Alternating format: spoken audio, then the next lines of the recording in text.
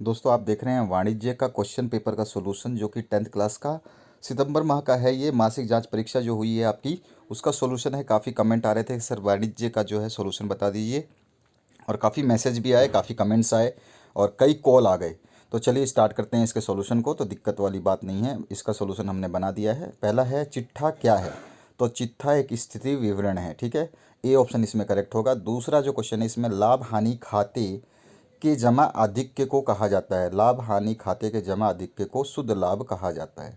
उसके बाद C part है खाता बही के बाद व्यापारी कौन सा लेखा विवरण तैयार करता है। तो वो तलपट तैयार करता है। उसके बाद डी पार्ट जो है, तलपट में दिखाया गया पूर्वदत्त व्यय दिखाया जाता है तो चिट्ठा में दिखाया जाता है, ठीक है। तो ये हो गए एमसीक्यूज के आंसर। अब आते हैं हम नेक्स्ट बड़े बड़े क्वेश्चंस के आंसर्स पे। तो यहाँ पर जो है दूसरा क्वेश्चन पूछा गया है, वित्तीय विवरणों का अर्थ आपको बताना है। तो वित्तीय विवरण का अर्थ उस विवरण पत्र से है जो वित्त से संबंधित सूचनाएं देता है। जब किसी भी व्यवसाय की वित्तीय स्थिति का ज्ञान प्राप्त करना होता है तो एक चिट्ठा तथा लाभ हानि खाता बनाया जाता है। ये दोनों ही व्यवसाय एक वित्तीय विवरण पत्र कहलाते हैं।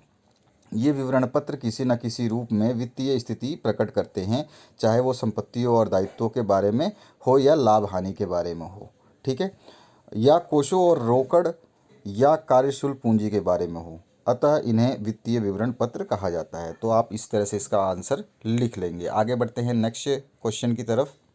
यहाँ पूछा गया स्थायी संपत्ति एवं चालू संपत्ति में आपको अंतर लिखना है।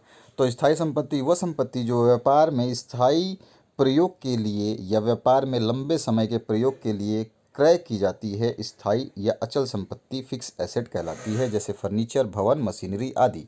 ये स्थायी प्रकृति के होते हैं। इन संपत्तियों को निरंतर प्रयोग करने के उद्देश्य से क्रय किया जाता है और इनको शीघ्र नहीं बेचा जा सकता। और चालू संपत्ति जो है कंपनी की वे संपत्तियां हैं जिन्हें अगले वर्ष तक व्यापार के संचालन के परिणाम स्वरूप बेचा या उपयोग किए जाने की उम्मीद है। यानी कि आज खरीदा और लगभग लगभग 1 साल के अंदर अंदर उसको यूज़ किया जाएगा। चालू संपत्ति में नगद, स्टॉक, इन्वेंट्री, विपणन योग्य प्रतिभूतियां और पूर्व भुगतान देनदारियां और अन्य सकल संपत्तियां जो हैं इसमें शामिल होती हैं। ये अस्थायी होती हैं, ठीक है, और इनको जो है शीघ्र बेचा जा सकता है। इसके बाद में आते हैं सकल लाभ की गणना कैसे की जा सकती है। अभी हमारे पास क्वेश्चन भी आएगा, सकल लाभ की गणना करनी है, उसमें करके दिखाएंगे हम। तो निर्माण की लागत से आय की अधिकता जो है सकल लाभ कहलाता है। यानी कि हमने जो पैसा लगाया है उससे अगर हमारे को ज़्यादा बेनिफिट मिला उसको हम सकल लाभ कहेंगे। व्यापार खाते से सकल लाभ जो है ज्ञात होता है। निर्माण लागत में उत्पाद का क्रय मूल्य तथा प्रत्यक्ष व्यय शामिल होते हैं। सकल लाभ के संदर्भ में आय से अभिप्राय वस्तुओं के विक्रय तथा सेवाओं के प्रदान करने से प्राप्त आय से है, और लागत से आय बेचे गए माल व प्रदान की गई सेवाओं की लागत से है। यानी कि सकल लाभ की बात करें, इसका फॉर्मूला होता है सकल लाभ बराबर होता है शुद्ध सेल यानी शुद्ध क्रय, शुद्ध विक्रय में से जो है आपके cost of goods sold goods, यानी कि बेचे गए माल की कीमत को माइनस कर देते हैं। अब ये आपका नेट सेल जो है शुद्ध लाभ कैसे निकलता है। तो ये होता है कैश सेल, यानी कि जो आपने कैश में सेल किया है प्लस क्रेडिट सेल किया है उसमें से सेल रिटर्न जो आपका विक्रय वापसी हुई है वो घटा देंगे, ठीक है। तो ये इसका फॉर्मूला होता है, और इसके बाद में हम इसको देखेंगे कि इस फॉर्मूले को कैसे यूज़ किया जाएगा। आगे एक क्वेश्चन है उसमें।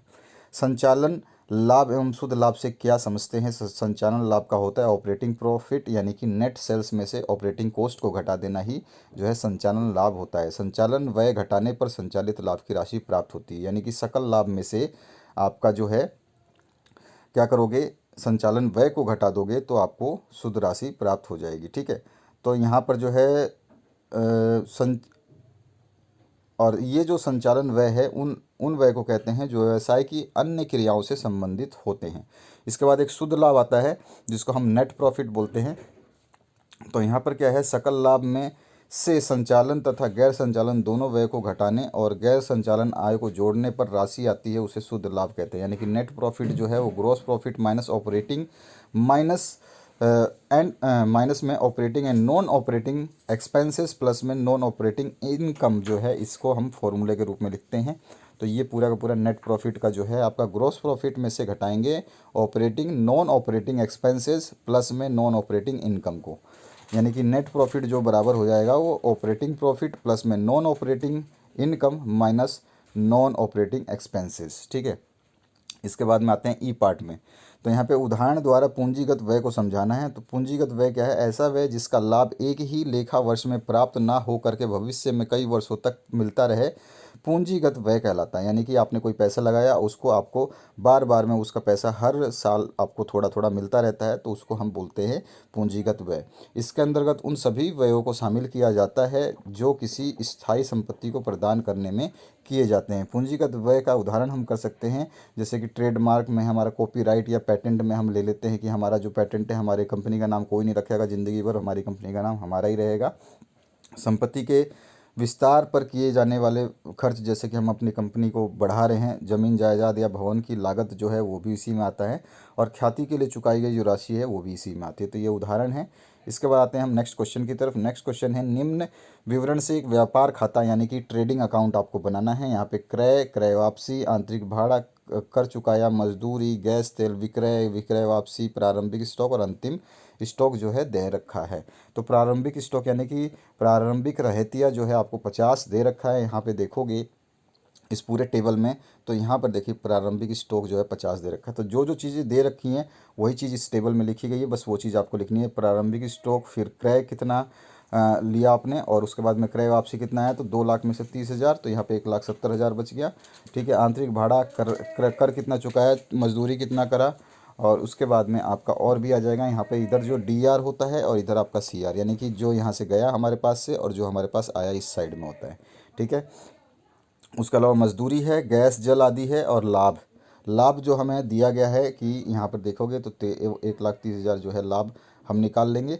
तो यहाँ पर जो है आपका, यहाँ देखिए लाभ कैसे निकालते हैं हम।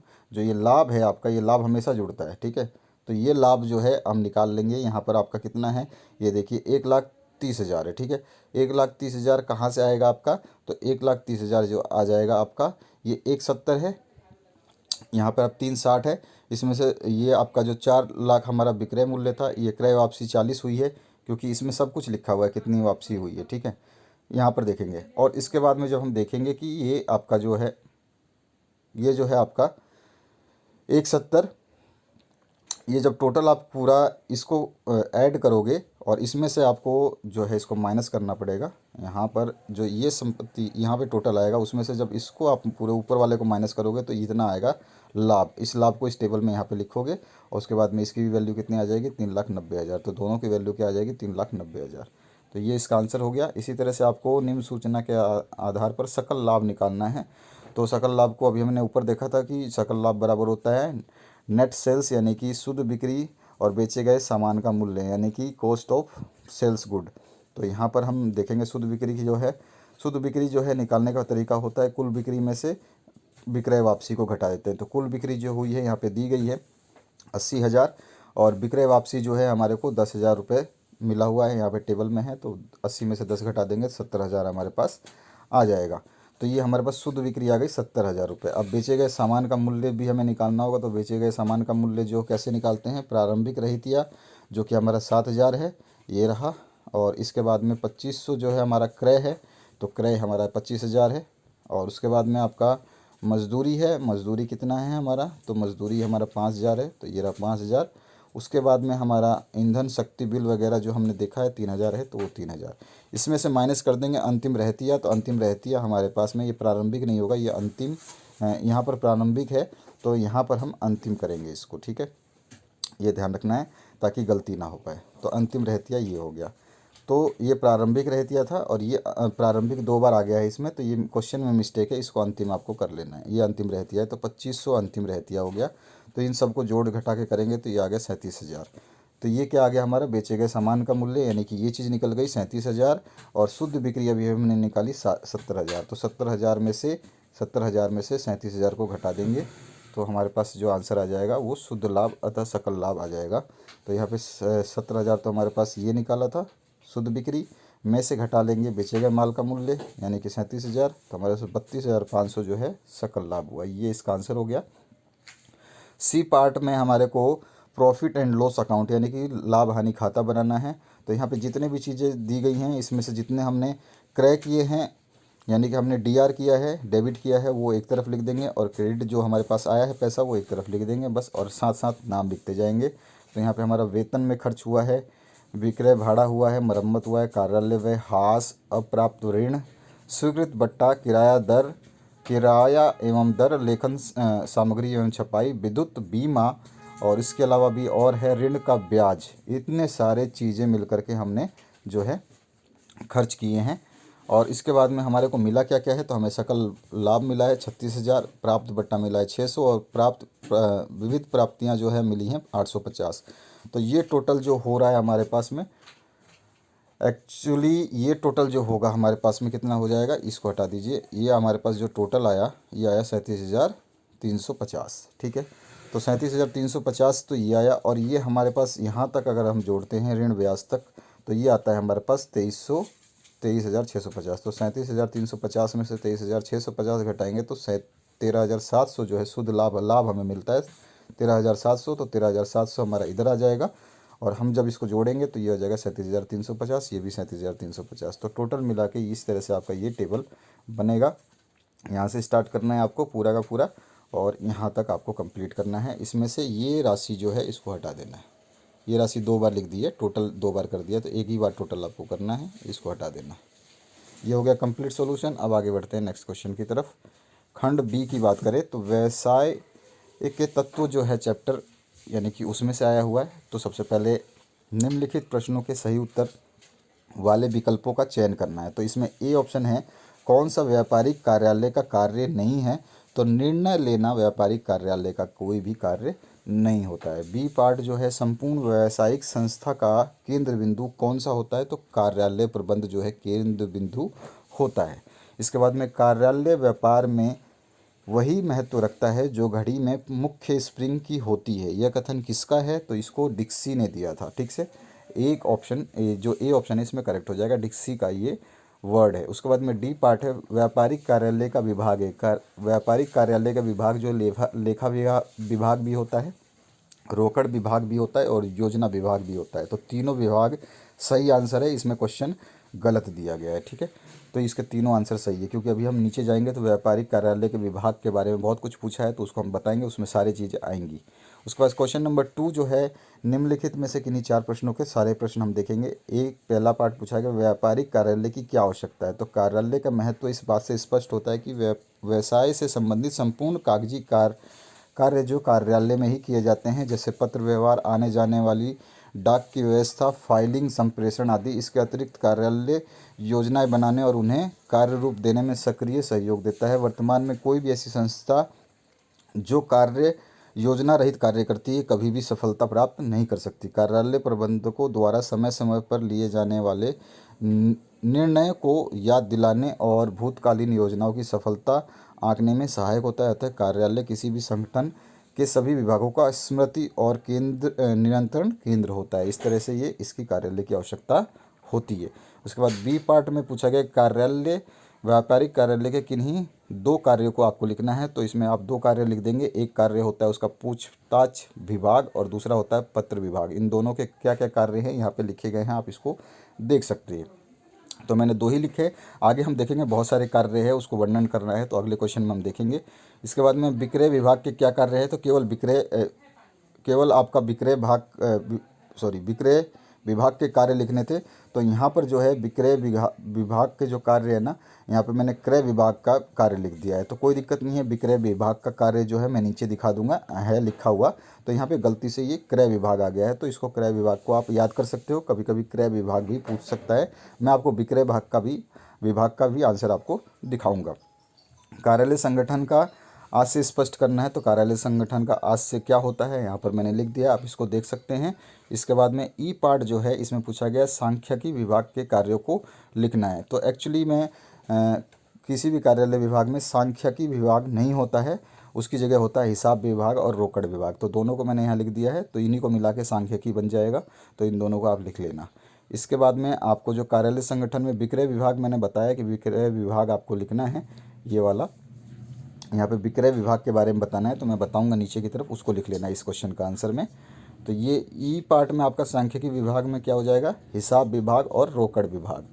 उसके बाद में आते हैं बड़े क्वेश्चन पे। कार्यालय संगठन के सिद्धांतों की व्याख्या करनी है। तो बहुत सारे सिद्धांत है। एक है विशिष्टीकरण का सिद्धांत, दूसरा है सरलता का सिद्धांत और तीसरा है संतुलन का सिद्धांत। तीन तो सिद्धांत आपके सामने हैं, इनको आपको एज इट इज़ उतारना है और याद रखना है। ये इनके छोटे छोटे सिद्धांत हैं लेकिन बहुत कारगर सिद्धांत है। इन सिद्धांतों के बिना कोई भी जो है कार्यालय संपन्न नहीं हो सकता। उसके बाद में समन्वय का सिद्धांत आता है, विकेंद्रीकरण का सिद्धांत आता है, दायित्व का सिद्धांत आता है। 6 हो गए आपके सिद्धांत।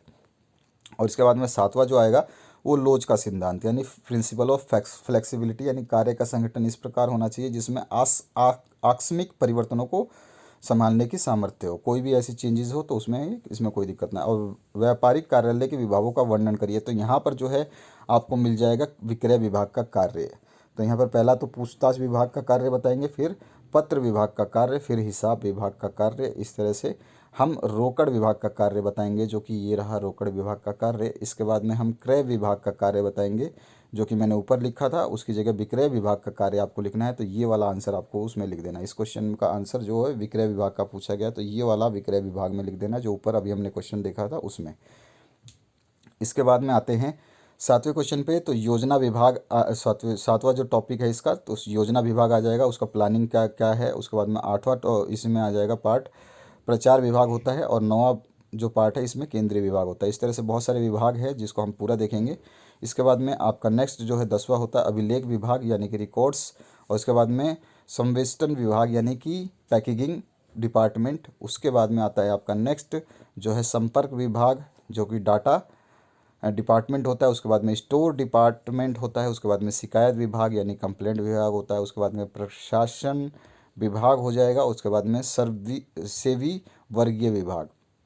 तो इस तरह से ये सारे 16 के 16 विभाग आते हैं एक कार्यालय के अंतर्गत, और उनके कार्य इसी के अकॉर्डिंग होते हैं। उसके बाद में व्यापारिक कार्यालय स्थापित करने हेतु किन बातों का ध्यान रखना चाहिए। तो कार्यालय का स्थान का चुनाव जो है सही होना चाहिए। तो यहाँ पर कौन कौन सी चीज़ें होनी चाहिए। ग्राहकों की सुविधा होनी चाहिए कार्यालय स्थापित करने के लिए, विज्ञापन की सुविधा होनी चाहिए कार्यालय स्थापित करने के लिए। उसके अलावा सुरक्षा एवं जलवायु की सुविधा होनी चाहिए कार्यालय के हिसाब से। चौथा है व्यापार की आवश्यकता कैसी है आपकी व्यापार की आवश्यकता। तो फुटकर व्यापारी जो है वो थोक व्यापारी के आसपास में ना कर खोले, नहीं तो उसको नुकसान होगा। 5वां है यातायात व संदेश वाहन जो सुविधाएं हैं वो भी वहाँ पे होनी चाहिए, पोस्ट ऑफिस वगैरह वगैरह, और सड़कें वगैरह और रेल वगैरह सब कुछ वहाँ होना चाहिए। छठा है अन्य विभागों के समीप। और उसके बाद में 7वां है पर्याप्त स्थान होना चाहिए, ताकि इन फ्यूचर अगर आप उसको बढ़ाना चाहें, व्यवसाय में वृद्धि करना चाहें तो उसको कर सकें। 8वां है अन्य सुविधाएं, जैसे कि पोस्ट ऑफिस वगैरह, बीमा वगैरह सब आपके वहाँ पे पास में ही होना चाहिए। तो ये पूरा का पूरा वाणिज्य का सॉल्यूशन था। लाइक शेयर सब्सक्राइब कर लीजिए, घंटी का बटन दबा लेना ताकि आपको नोटिफिकेशन मिल जाए। बाद में आप कमेंट करते हो कि सर इस सब्जेक्ट का बताइए, उस सब्जेक्ट का, जबकि सारे सब्जेक्ट आपके डाल दिए गए हैं। आप उनको देखिए, डिस्क्रिप्शन में जा करके प्लेलिस्ट आपके क्लास की बनी हुई है, उसमें देखेंगे आपको सब कुछ मिलेगा। चैनल पे हर चीज़ अवेलेबल है, कष्ट करना है आपको देखने का। सिंपल सी बात है, आप जो चीज़ सोच रहे हैं वो सब कुछ अवेलेबल है, सब कुछ डाल दिया गया है। आपको देखने का टाइम मिले तो आप देख लीजिएगा। तो आशा करता हूँ इस वीडियो से आप लोगों को काफ़ी हेल्प मिलेगी, और काफ़ी स्टूडेंट्स जो कमेंट कर रहे थे उनको शांति मिली होगी कि ये वीडियो आपके लिए बना दिया गया है। Thank you very much, have a good day and best of luck for your examinations.